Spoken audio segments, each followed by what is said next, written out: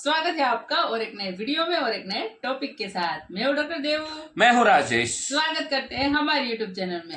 Friends, आज का जो वीडियो है जिसका टाइटल है Amit Shah calls for zero terror plan in Jammu, majorly right major गोरवारिया। जो जम्मू एंड कश्मीर में जीरो टॉलरेंट या तो जीरो टेरर प्लान जो है करना हो तो हो सकता है, लेकिन देखो उसमें सिर्फ और सिर्फ सरकार कुछ नहीं कर सकती, उसके लिए हम नागरिकों को भी कुछ करना पड़ेगा।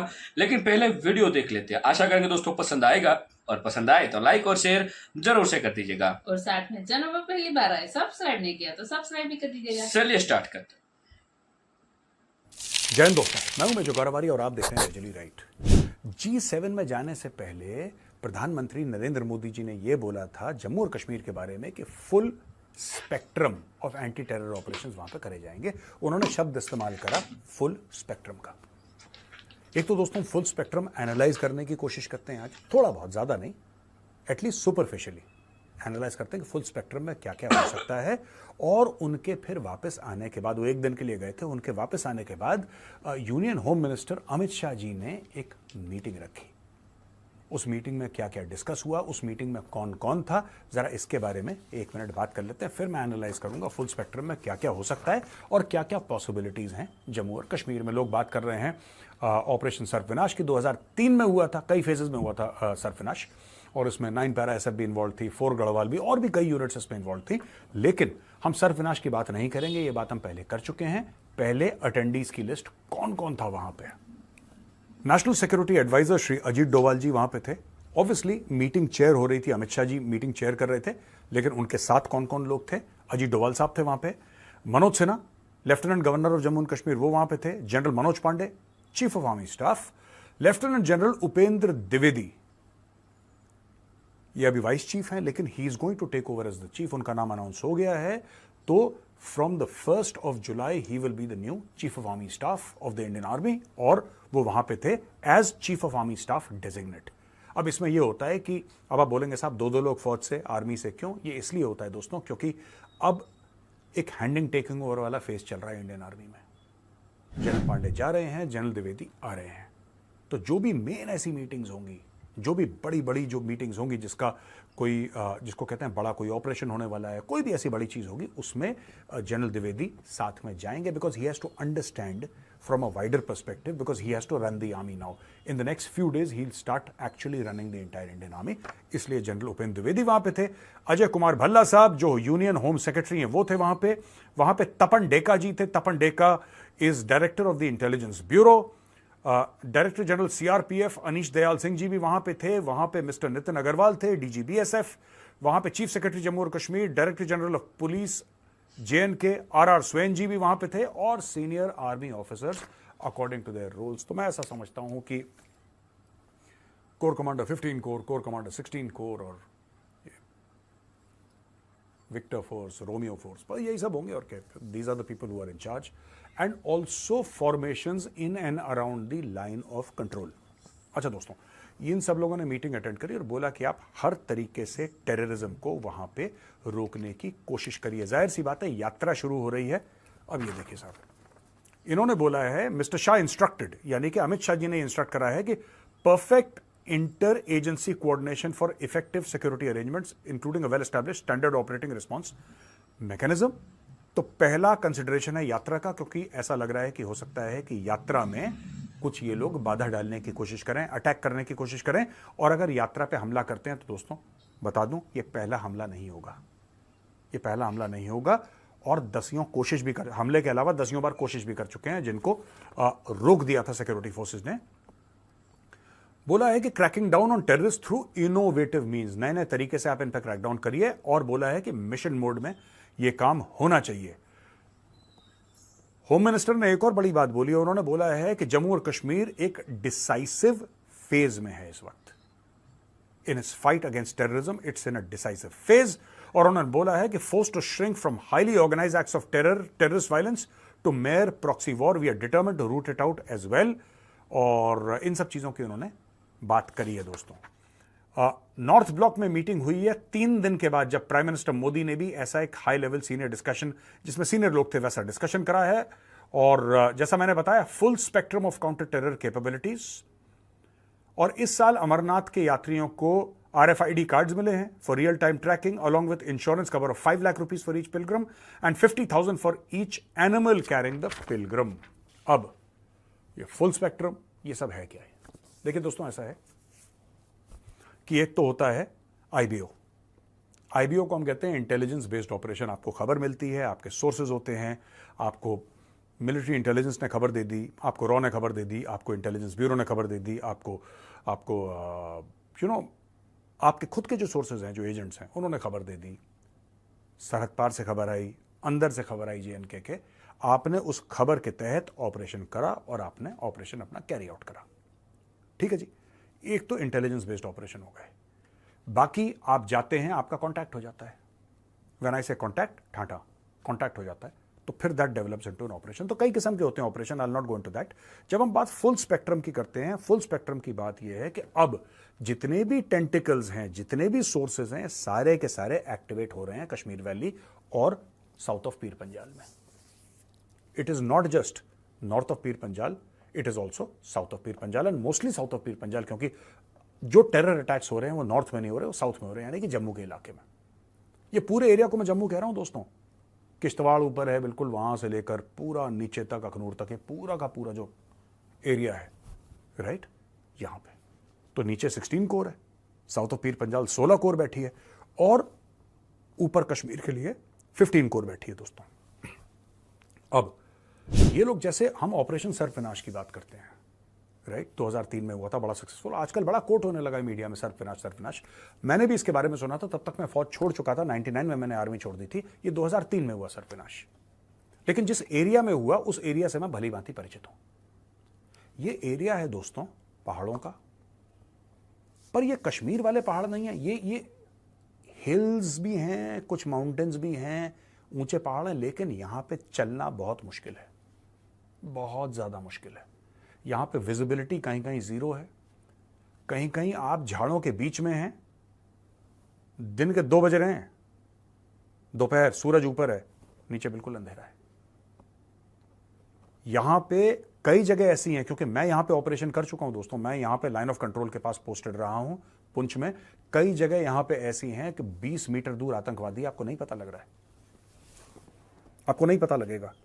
फोलिएज इतना ज्यादा थिक है, इतना ज्यादा थिक है फोलिएज कि आप आप कुछ कर ही नहीं सकते उसमें, आपको नहीं दिखेगा बंदा। अगर वो चुपचाप बैठा है तो चुपचाप बैठा है, हफ्ते भर तक चुपचाप बैठा है, आपको पता नहीं लगेगा बगल में आदमी। अब ये लोग करेंगे क्या? मुझे ऐसा लगता है कि मैसिव मैन पावर डाला जाएगा 16 कोर एरिया में, मैसिव मैन पावर, राइट। वहां पे सबसे पहले इंडियन आर्मी की एडिशनल यूनिट्स, राष्ट्रीय राइफल्स की एडिशनल यूनिट्स, ठीक है। ऐसी बात नहीं जब सर्फ विनाश हुआ था तब RR नहीं थी, RR पूरी तरीके से थी और एक्टिव थी RR, लेकिन फिर भी additional army unit. Fort Garhwal is a regular army unit. Fort Garhwal तो प्रॉपर एक इन्फेंट्री यूनिट है और बड़ी बड़ी डेकोरेटेड और बड़ी पुरानी यूनिट है फोर्ट गढ़वाल। तो फोर्ट गढ़वाल ने वहां पे ऑपरेशन करा और भी लोगों ने ऑपरेशन करा, तो यहां पे एडिशनल फौजी डाले जाएंगे। पहले तो आप ये बात क्लियर कर लीजिए, लाइन ऑफ कंट्रोल का रास्ता एब्सोल्युटली ब्लॉक कर दिया जाएगा कि कोई वापस ना जा सके कोई भी, यानी कि जो आगे अंदर आ गया, अब लाइन ऑफ कंट्रोल करेंगे सबसे पहले सील, ब्लॉक कर दो, सील कर दो लाइन ऑफ कंट्रोल को, और फिर अनेक डायरेक्शन से एक घेरा बनाया जाएगा। जो मेरी दिमाग है, जो मेरी समझ है, आपको इंटेलिजेंस बेस्ड ऑपरेशन भी होंगे, जिसको जो चीज चाहिए, लोग अलग अलग उसके लिए काम करते हैं ना। कोई बंदा आपको इंफॉर्मेशन देगा पैसे लेके, किसी को आतंकवादियों से नफरत है क्योंकि किसी के भाई को मारा था, ये बहुत सारी चीजें होती हैं, it is not that simple. फिर धीरे धीरे कंस्ट्रिक्ट करके इनका ऑपरेशन करा जाएगा कि इनका एरिया, इलाका ही बिल्कुल खत्म कर दो। जंगल बैशिंग चलेगी महीनों, we should be mentally prepared, बारिशें आने वाली हैं, जंगल बैशिंग चलेगी and it is the most difficult terrain because of the thick foliage. अब आप बोलेंगे मेरे साहब ये तो पहाड़ों में भी बड़ी डिफिकल्ट होती है, बिल्कुल यहां भी पहाड़ हैं, वो लंबे पहाड़ नहीं है, लेह लद्दाख वाले या कश्मीर के तंगधार जंगधार वाले वो वैसे पहाड़ नहीं है, बट यहां पे it is sometimes even more difficult. कुछ कुछ एरियाज होंगे हाई एल्टीट्यूड के, लेकिन रजौरी है, हाई एल्टीट्यूड नहीं है, जाहिर सी बात है, लेकिन यहाँ पे जंगल बैशिंग करनी होगी। जंगल बैशिंग है ना कि जंगल के अंदर घुस के और पूरे के पूरे हफ्ते महीने वहीं पे जाने वाले हैं इनको खोजते खोजते, लेकिन फौज खोज लेगी। फौज अपना मैन पावर वहां पे लगाने वाली है। ये देखिए लोग क्या कर रहे हैं, ये अभी माहौल बना रहे हैं, ठीक है। पाकिस्तान माहौल बना रहा है कि किसी तरीके से इतना प्रेशर डाल दो कि भारत मजबूरन नेगोशिएटिंग टेबल पे आ जाए पाकिस्तान के साथ। ये पाकिस्तान का गेम है। चाइना का क्या गेम है? पाकिस्तान को पैसा दो, भारत के अंदर आतंकवादी गतिविधियां करो। अब भारत ऐसा ऑपरेशन लॉन्च करेगा। अब ये जो ऑपरेशन लॉन्च करने के लिए, ये वाले जो ऑपरेशन है जो अभी अमित शाह जी बात करके गए हैं, एनएसएस साहब वहां पे थे, इस वाले ऑपरेशन को लॉन्च करने के लिए क्या करना पड़ेगा? आपको सिपाही चाहिए, आपको अफसर चाहिए। अब आपकी जब डिप्लॉयमेंट इतनी ज्यादा massive line of actual control पे है, यानी कि चाइना के खिलाफ है आपकी मैसिव डिप्लॉयमेंट, और लाइन ऑफ कंट्रोल तो बहुत छोटू सी है, 750 किलोमीटर के आसपास है लाइन ऑफ कंट्रोल, इतनी सी है line of control. But when you look at line of actual control, 3,500 kilometre से ज्यादा है। It is massive. Line of control कुछ नहीं है उसके सामने। मैं एरिया के उसकी बात कर रहा हूं। लाइन ऑफ एक्चुअल कंट्रोल जबरदस्त है। वहां पे पूरी इंडियन आर्मी की, मतलब काफी सारी यूनिट्स वहां पे, division and division, course and course वहां पे डिप्लॉयड है। यानी कि अगर आपको यहां पे एक्टिविटी करनी है जम्मू एरिया में, तो आपको चाइनीज बॉर्डर से, या मैं लाइन ऑफ एक्चुअल कंट्रोल को ऐसे लूजली चाइनीज बॉर्डर बोल रहा हूं, it is not, but I am loosely saying Chinese, आपको वहां से ट्रूप्स हटा के यहां पे डालने पड़ेंगे। तो वहां पे गैप आ जाएगा, फिर चाइनीज उसका फायदा उठाएंगे। तो ये गैप ना आए, इसकी भी प्लानिंग हो रखी है कि बाकी ट्रूप्स हम लाएंगे कहां से। क्या पीस एरिया से मूव करवाएंगे? Highly possible, highly possible. तो दोस्तों, उनको हम किस तरीके से मार सकते हैं? सबसे पहले वहां पे, अब मुझे पता है काफी लोग इससे नाखुश होंगे, लेकिन कुछ समय के लिए वहां पे इंटरनेट डाउन होगा कुछ कुछ एरियाज में। मैं नहीं कह रहा पूरे जम्मू में, नो, नॉट एट ऑल, लेकिन कुछ कुछ एरियाज में इंटरनेट ब्लैकआउट हो जाएगा। कुछ कुछ एरियाज में नाके लगेंगे, हर चीज कंस्ट्रिक्ट हो जाएगी, हर चीज क्लोज हो जाएगी। जब फौज काम करती है इस मैसिव स्केल में दोस्तों, वो देखने वाले ऑपरेशन होते हैं। मैंने ट्वीट भी करा था ऑपरेशन सर्पविनाश 2, वो ऐसे ही मेरे मन में एक बात आई तो मैंने ट्वीट कर दिया ऑपरेशन सर्पविनाश 2.0।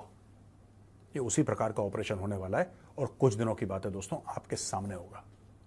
आपके सामने ऑपरेशन होने वाला है जिसमें जड़ से उखाड़ फेंकेंगे आतंकवादी। बस मेरा एक और मन था कि बगल में लाइन ऑफ कंट्रोल है, उसको भी पार कर दो ना। असली आतंकवादी तो सरहद पार बैठे हैं, लेकिन देखते हैं क्या होता है। Let's see. आपके पास हम लेटेस्ट न्यूज इस मामले में लाते रहेंगे। सो थैंक यू दोस्तों, वीडियो को यहाँ तक देखने के लिए। यहाँ तक देखा मतलब आपने ये वीडियो पूरा देखा। आपको हो सकता है थोड़ी बहुत बोरिंग बातें लगी होगी, लेकिन ये चीज सत्य हुई है। मतलब जो टेरर अटैक हुआ था, मतलब जो बस पे, आपको याद ही होगा, यात्रियों के ऊपर, बिल्कुल। देखो, उसके बाद अमित शाह साहब ने एक मीटिंग बुलाई जिसमें जीरो टेरर की बात हुई है और उसका प्लान बन चुका है और ये अब लागू हो भी जाएगा। लेकिन देखो, जीरो टेरर जो है वो हो सकता है इंडिया में हम अच्छे से लागू कर सके, लेकिन उसको पूरे वर्ल्ड में लागू करने के लिए पूरे वर्ल्ड को एक साथ लेना पड़ेगा, तब जाके पूरा जीरो टेरर हो सकता है, ऐसा माना जाता है। लेकिन देखो भाई, टेररिस्ट जो है ना, कभी भी आप अपने देश में आते हैं ना, हम समझते हैं बॉर्डर के उस पार से आए, उस पार से ही आते हैं, बॉर्डर के उस पार से ही घुसते हैं।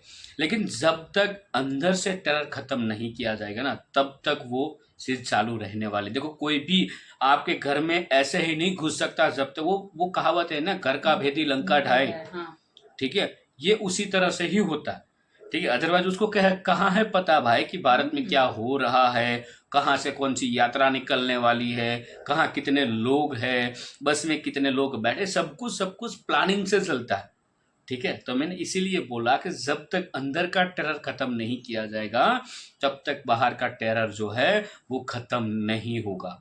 हालांकि 370 हट चुकी है, बहुत उस पर कंट्रोल हो चुका है, लेकिन हमें और कंट्रोल करना पड़ेगा। इसीलिए मैंने वीडियो में स्टार्टिंग में ही बताया था कि ये जो काम है पहले नागरिकों को करना पड़ेगा, ताकि जो हमारे सिक्योरिटीज लोग, एजेंसियां, जो सिक्योरिटी लोग हैं, जो आर्मी है, उनके तक न्यूज तुरंत पहुंच सके, जो समाचार हम बोलते हैं, ठीक है।